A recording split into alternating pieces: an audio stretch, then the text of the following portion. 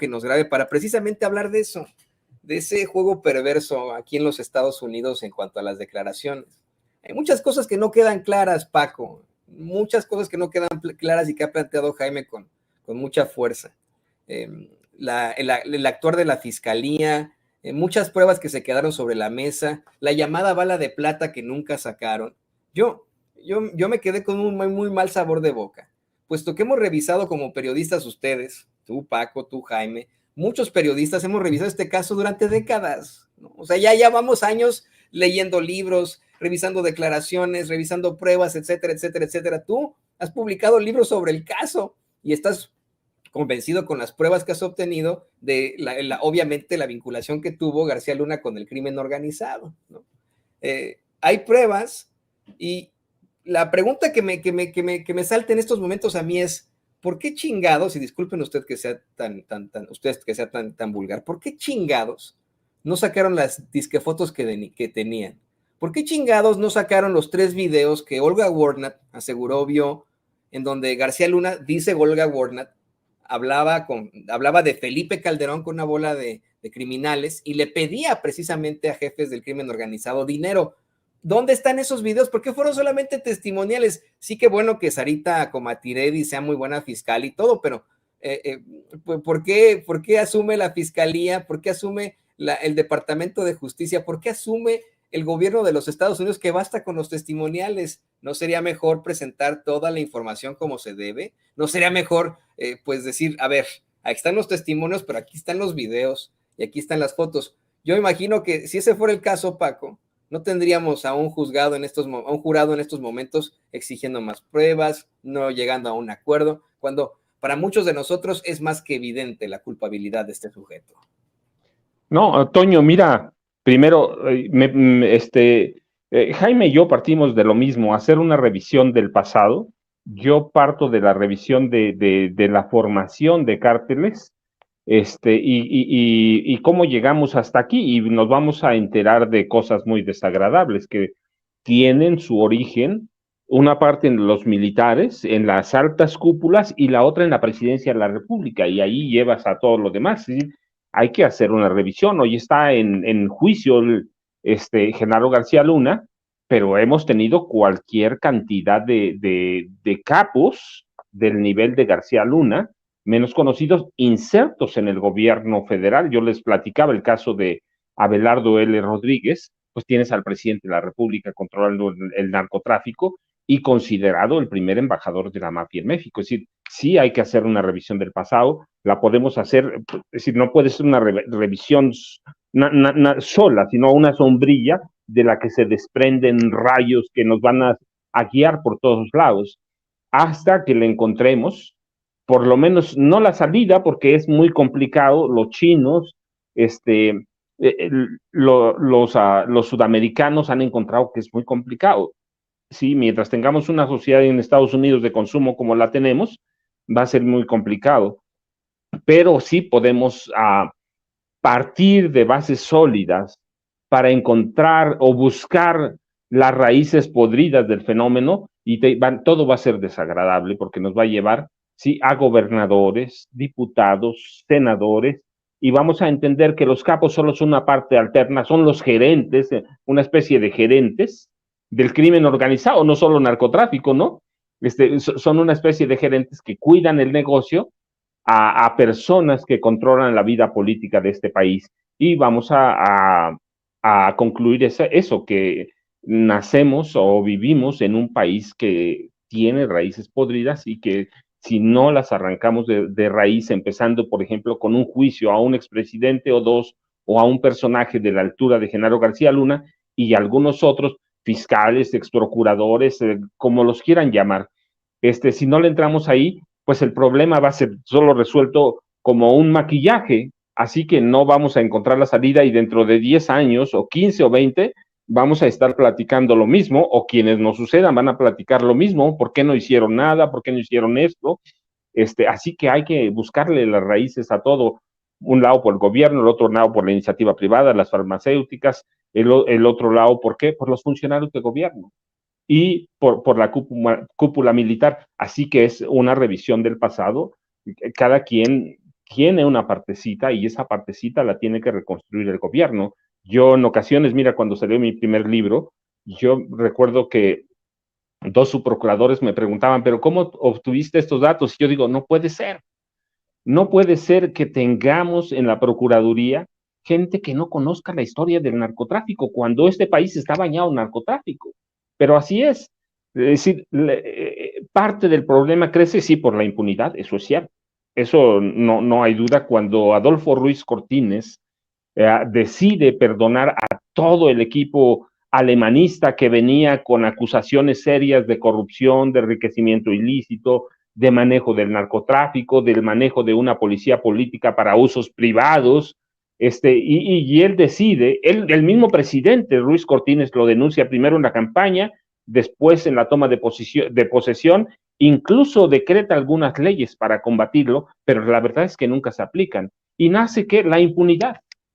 Entonces, pero te decía, mientras tengamos funcionarios que no conozcan el pasado y que no se atrevan a hacer una revisión y tengamos autoridades que no se atrevan a juzgar, tenemos un poder judicial que está echado a perder desde siempre. Ernesto Zedillo lo renovó completo, pero lo renovó para someterlo porque aquel poder judicial, aquella Suprema Corte rendía honores a Carlos Salinas de Gortari, si no lo renovó con una idea de darle independencia judicial, sino de cambiar las cosas para seguir igual, para que la nueva corte no tuviera los tintes salinistas, pero respondiera a los intereses del presidente Ernesto Zedillo Ponce de León, que venía con un grupo muy débil, con un grupo que no podía hacer frente a un expresidente.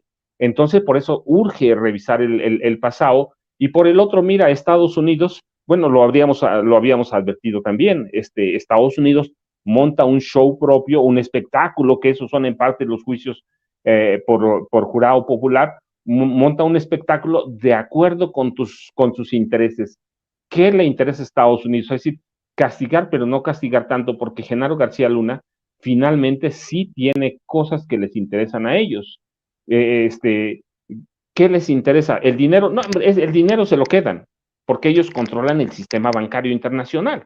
Es a estas alturas a donde están los mayores banqueros y ellos controlan parte del mundo, ¿sí? En cuestiones financieras. Así que el dinero se lo van a encontrar mañana o pasado. Yo les explicaba, el dinero de Chapo nunca se encontró, el dinero de Amado Carrillo Fuentes, el Señor de los Cielos, tampoco nunca se encontró, pero estaba en el sistema bancario. Entonces, ellos le pueden seguir la pista, eventualmente se la van a seguir, pero a lo que no le pueden seguir la pista y qué es lo que les interesa y que eventualmente de una u otra forma lo van a tener, es la información que tiene Genaro García Luna. ¿Qué información? Pues la de todos los políticos que van construyendo la seguridad nacional de este país y que incluye empresarios, militares y burócratas del sector judicial y claramente políticos insertos en el sistema, en el poder legislativo. Si quieren un mapa completo, ¿lo van a obtener? Claro que lo van a obtener, eventualmente, de una u otra forma, lo van a obtener, se lo van a quitar y tú sabes, siempre lo van a usar conforme o de acuerdo con sus intereses. Así lo han hecho cada que hay golpes de Estado, cada que ellos los encabezan. Entonces, no es la primera vez que nos dan un espectáculo. Nos quedan a deber, sí, sí. La cuestión es que nosotros no somos los fiscales, son ellos y ellos hacen su juego. Es un juego para ellos. Yo lo había señalado, es decir, no debemos pensar que están haciendo algo por nosotros.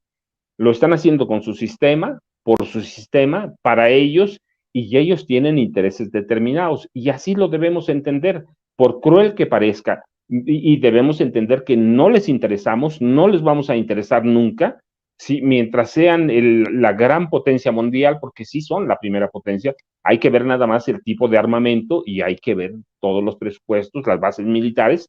Entonces, mientras ellos sean la potencia, sean el imperio del mundo, ¿sí?